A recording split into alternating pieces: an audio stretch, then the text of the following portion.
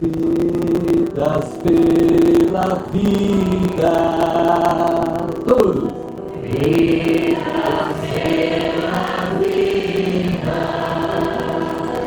vidas pelo reino, vidas pelo reino,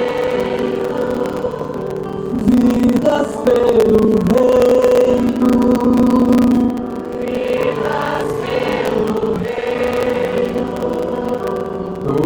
Todas as nossas vidas,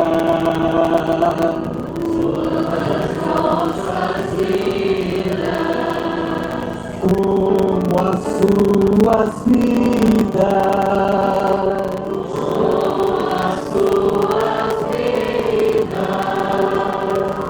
como a vida dele.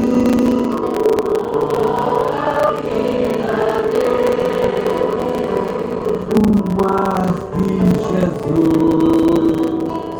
o mar de Jesus. Qual era a obsessão de Jesus? Né? Ele não pregava nem ele mesmo, ele não pregava a Deus fora dessa perspectiva do reino. Né? E na cultura hebraica, da herança que Jesus traduziu a partir do Velho Testamento, então ele é o Novo Testamento, né? Nessa tradição, falar de reino de Deus estava diretamente ligado a um código ético do Êxodo, que depois é recuperado pelos profetas para denunciar todo o reinado que não representa o reino de Deus. O que dizia o código ético do Êxodo? Né? Dizia o seguinte: quando é que Deus reina? Quando o povo se liberta. Tá? Quando é que o povo se liberta? Quando é atendido os mais vulneráveis, que no código de ética do Êxodo, do Pentateuco, né, que são livros bíblicos que narram essa história da libertação do povo, os três personagens da vulnerabilidade são o estrangeiro, a viúva e o órfão. Então todo reinado em função dos pobres, na sua libertação, no atendimento de solidariedade a esses três personagens que corporificam esse código ético, demonstra que Deus reina. Não feito isso, vem os profetas dizendo que apesar de rei, você não realiza o reino de Deus. Quando chega em Jesus, esse reino de Deus, ele se plenifica. Ele não é só um código de ética do povo de Deus, mas agora é o próprio sonho de Deus para toda a humanidade, para todas as formas de vida, para todo o cosmos. Né? É um reino de Deus de plenitude da vida. Né? Essa é a grande causa de Jesus.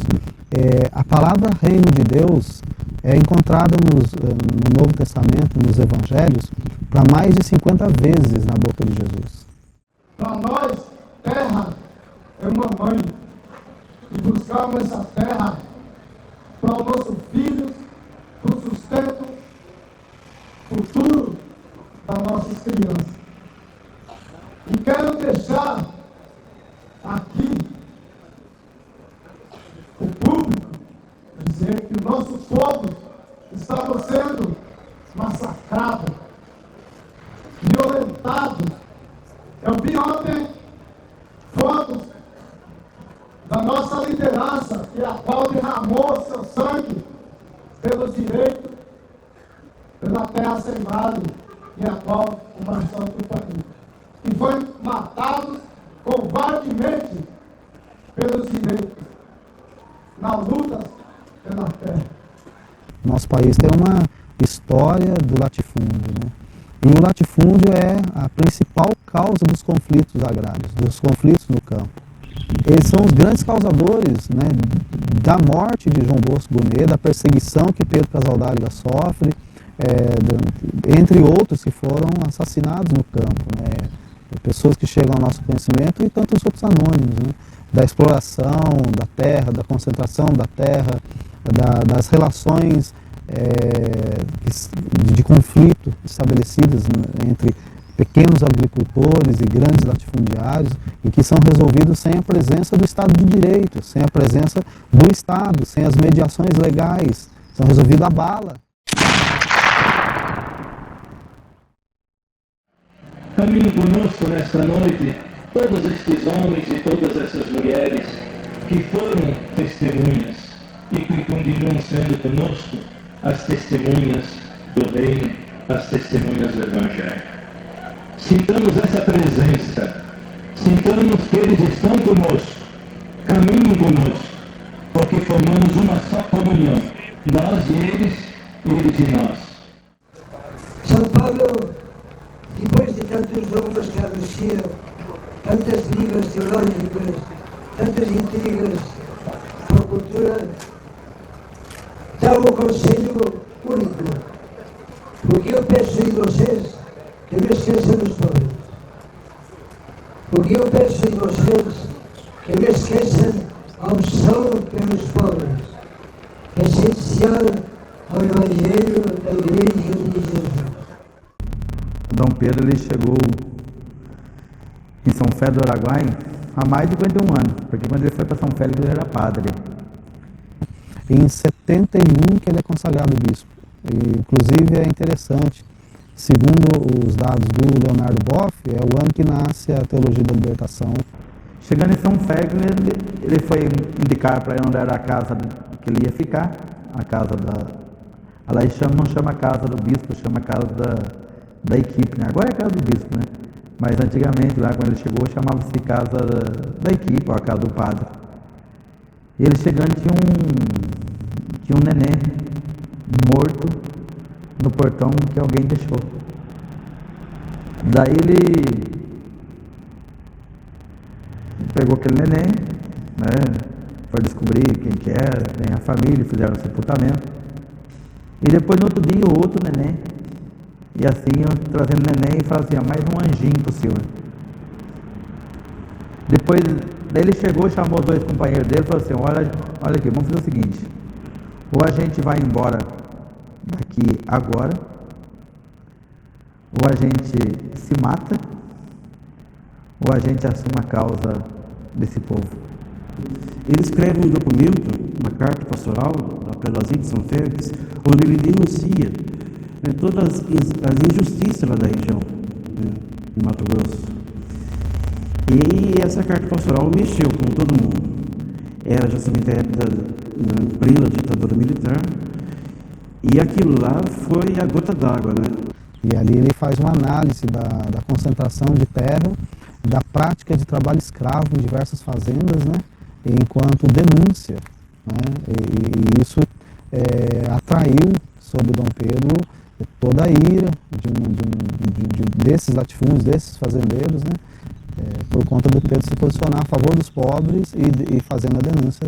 E foi quando então aconteceu, né, o fato de duas camponesas estarem presas na delegacia local, porque na verdade o que a polícia estava procurando, né, eram os maridos delas, que eram poceiros também, e acharam um jeito, né, de prendendo elas, poderia então encontrá-las, ou eles iriam tentar resgatá-los e prenderiam eles, né.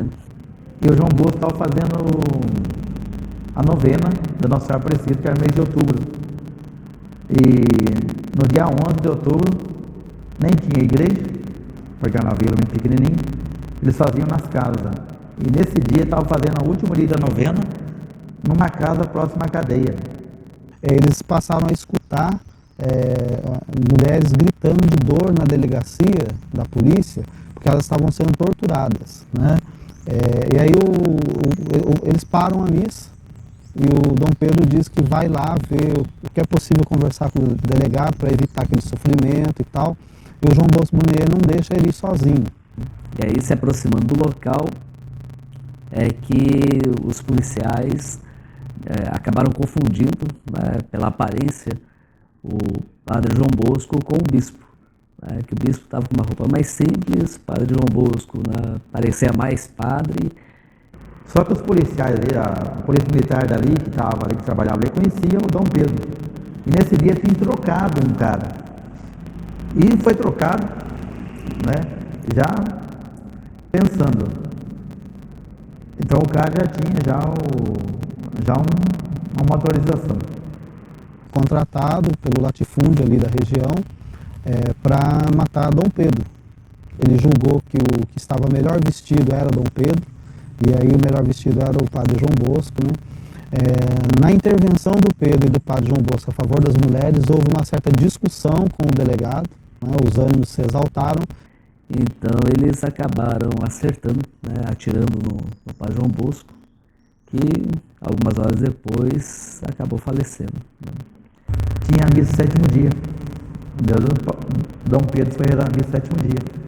E terminando a missa 7º dia, a comunidade saiu da missa e foi até a cadeia e derrubaram a cadeia. E no lugar da cadeia colocaram uma cruz, aquela cruz que você viu lá. Colocaram a cruz e daí a partir dessa época começou as romarias.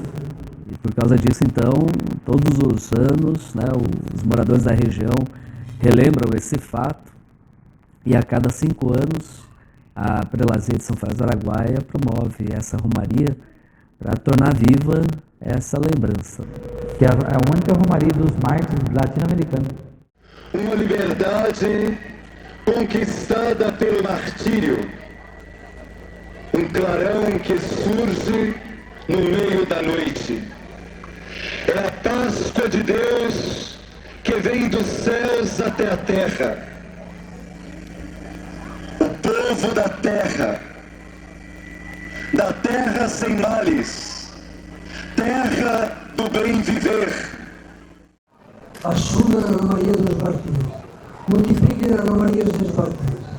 Sempre, recordemos bem, assumindo as causas dos mártires.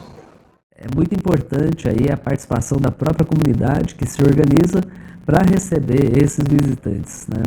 E também tem organizações assim de igreja, né, de igreja comprometida com eles, também fora. Não sei se você acompanhou lá que de vez em quando Dom Leonardo agradecia uma comunidade da Alemanha. A nossa prelazia foi se constituindo como prelazia, foi testemunhando bem do que era partilha. Nós tentando partilhar, mas ao mesmo tempo recebendo a partilha de tantas igrejas, de tantos irmãos e de tantas irmãs. Aí muita gente então recebe os visitantes nas suas casas, eles se distribuem entre as escolas que tem na cidade, alguns moradores, né, oferecem alguma estrutura que tem, né? E muito pequeno recurso também. Pode ver que é coisa muito simples, né? O que eles oferecem é muito simples. A própria alimentação é uma grande arrecadação e mutirão que acontece na prelazia. Alimentação muito simples, mas só que é muito. Comida à vontade. E comida boa, simples, mais carne, arroz, feijão.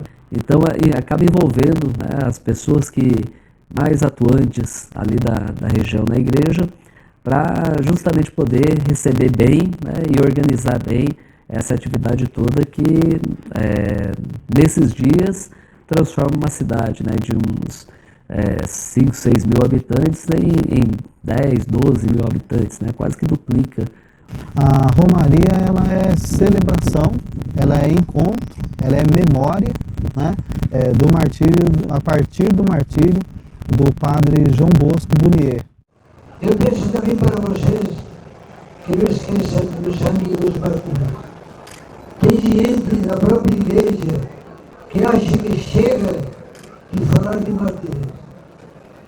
O dia que chegasse de falar de mártires, deveríamos apagar o Novo Testamento, fechar o rosto de Jesus. A Terra Sem Males é um sonho do povo Guarani, né? E a Terra Sem Males é um sonho de Deus, não só para o povo Guarani, mas para toda a humanidade, né?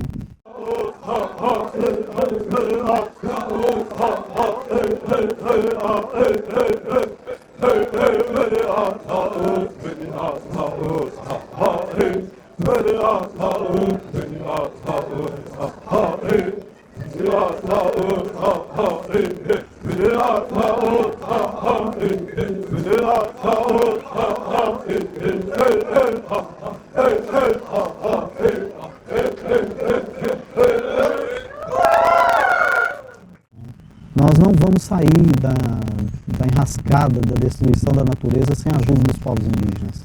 Só ciência não basta. vai precisar do mistério, vai precisar da espiritualidade indígena que vê o sagrado numa árvore, num passarinho. Muito mais que nós, a gente limitou muito o amor ao próximo humano. Né? A gente precisaria recuperar o ecológico da tradição bíblica, da tradição cristã, na força de uma espiritualidade franciscana, né? E na força de uma espiritualidade da terra sem mares. Cada dia que cada um de nós, ao levantarmos da nossa cama, da nossa rede, dos nossos passos, que pisarmos os pés da nossa Mãe Terra, afirmarmos o nosso compromisso em defesa dela, porque é dela que nós tiramos o nosso sustento, é dela que sobrevivemos, e nós temos uma grande obrigação, que é preparar esse território, preparar a nossa Mãe Terra para acolher as novas gerações, porque se não pensarmos a partir de já a cuidar da nossa Mãe Terra, vai chegar o momento que nós não teremos mais vida em cima dela. Porque, como dizia o cacique Chicão, a terra é como um corpo humano. As matas são o cabelo da terra, as águas são o sangue da terra, as pedras são os ossos da terra. Então nós temos que cuidar dessa Mãe Terra. Que abracei uma causa. Perdi um marido e tinha um filho preparado e entreguei na luta. Nós lutamos pelo só objetivo, nossos direitos e nossa liberdade, em união. Ao Senhor dos povos, que estes povos se concretizem, os povos indígenas, do povo negro, da mulher marginalizada, dos sem terra, dos prisioneiros, muitos filhos e filhas de Deus, proibidos de viver com dignidade e com liberdade. E quando ele começa a construção lá do santuário dos Marcos da Caminhada, quando ele começa a romaria, ele faz isso com uma dedicação, com um empenho, com uma fidelidade tão grande, não só em relação ao Padre João Bosco, Benito Burnier, mas em relação à própria vida dele. Eu estou aqui vivendo, graças ao Padre João Bosco, então eu tenho que trabalhar dobrado. A figura Dom Pedro Casaldáliga é figura de proximidade, figura de confiança, figura de esperança. O povo de São Félix do Araguaia ama Dom Pedro Casaldáliga. O Santuário dos Marcos, a gente parece que inspira e respira esse clima. Parece que ali a gente sente um pouco o coração de Dom Pedro batendo dentro daquele santuário. Porque ele postou a vida dele toda ali. A causa, o significado, o sentido, aquilo tudo que ele apostou a vida dele, parece que está ali, né? Naquele santuário dos Mártires em Ribeirão Cascavel. E nesse santuário nós temos as fotografias, né, de vários desses mártires. Então desde, né, de Zumbi dos Palmares, né, no Nordeste, né, do nosso país, em Alagoas, até, né, mais recentes aí que foram assassinados. O próprio, né, Franz de Castro, né, que é de Jacareí, que foi assassinado em Jacareí. Também tem o neto, né, que é um militante do MST, que foi assassinado próximo à nossa região também, que foi militante aqui em São José dos Campos. Então, todas essas pessoas, né, com vários séculos aí, então, né, de caminhada, que foram assassinados, né, e lutaram por esse chão, que foram reunidos, então, nesse santuário. Dom Pedro Casaldáliga fala que não tem nada mais subversivo no mundo do que o cadáver de um mártir.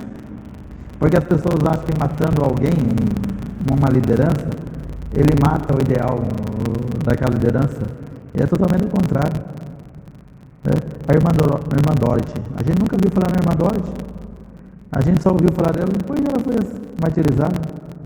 Dom Oscar Romero, quem que é Dom Oscar Romero? Um cara lá do El Salvador, que está cheio de discos para espalhar para o mundo inteiro, que nem sabe quem é. E Dom Oscar Romero, antes de ser martirizado, ele falou: se me matarem, eu vou ressuscitar na vida do povo. Quero dizer a vocês que não só no povo de Chucuru, mas em todos os parentes indígenas já teve bastante sangue derramado. Não só indígena, como daqueles que apoiam a nossa causa. Mas queria dizer a todos vocês que esse sangue volta para nossas vidas. nos encoraja. Porque quem nasceu para morrer lutando, não vai morrer de braços cruzados. Mas ele não é Marte por um enfrentamento aventureiro, né? Agora eu quero entrar para a história, quero ficar famoso, uma das formas de fazer isso é me tornar um Marte. Ele não é um Marte por ser inconsequente consigo mesmo, né? Não é um suicida, né? Não tem nada disso, né? Ele não quer morrer, Marte, mas ele não quer trair a causa.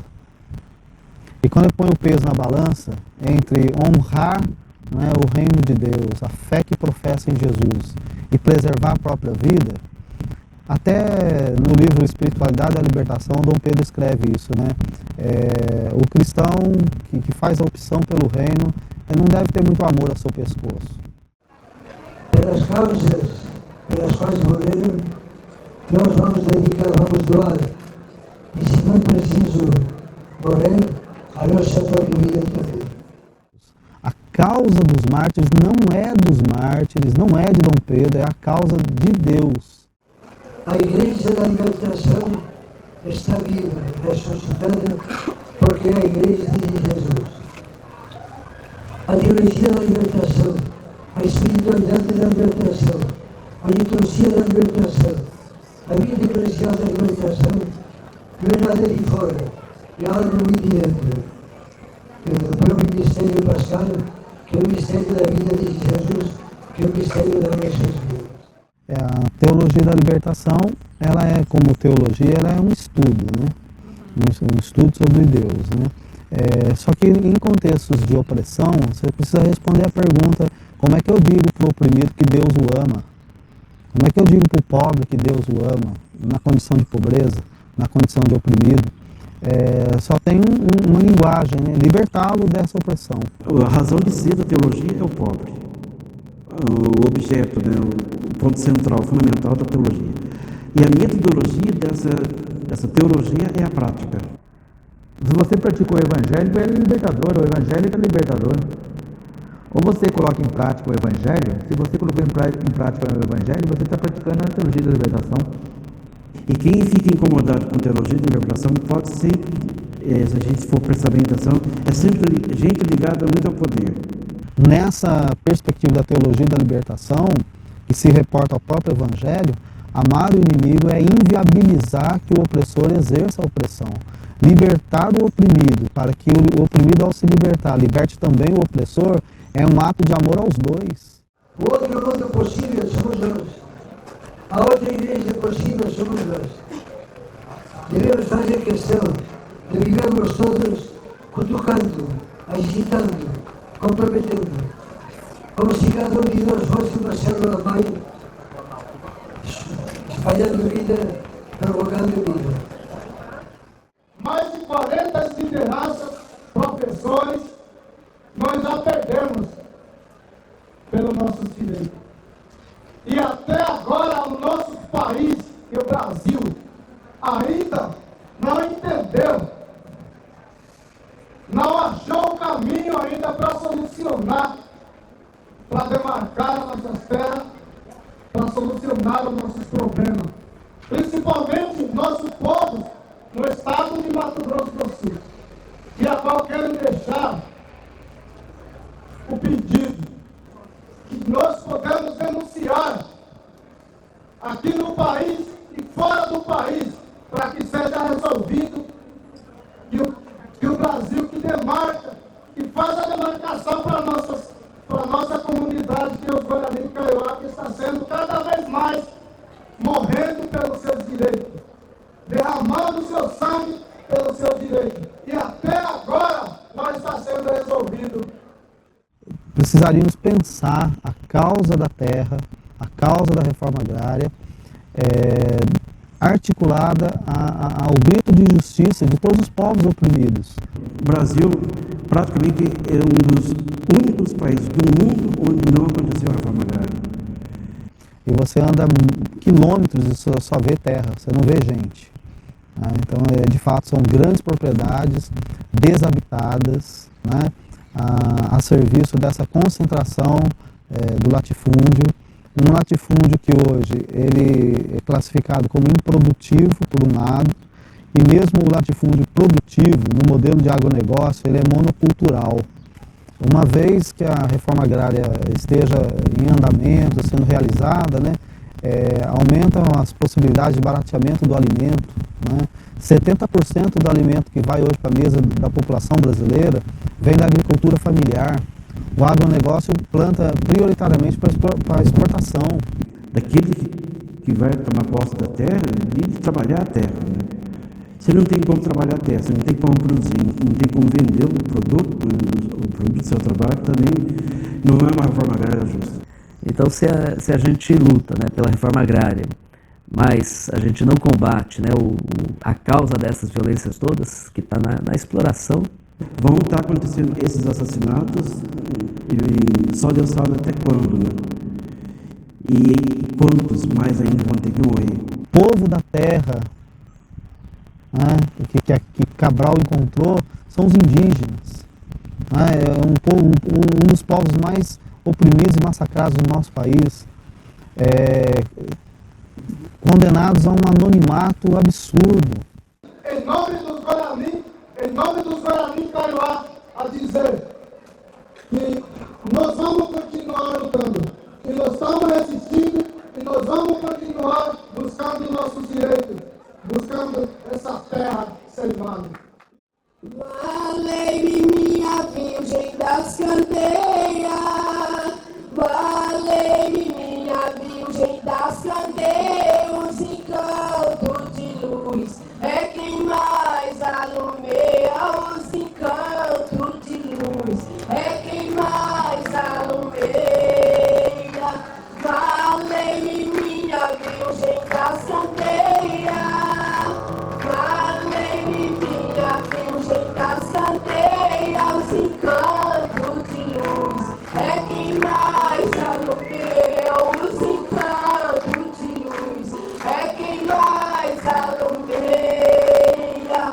Valei minha Virgem das Candeias, valei minha Virgem das Candeias, os encantos de luz é quem mais alumeia, os encantos de luz é quem mais alumeia. Salve os encantos de luz. Queria também dizer a Dom Pedro que esses encantos estão com nós índios e todos vocês que lutam por nós.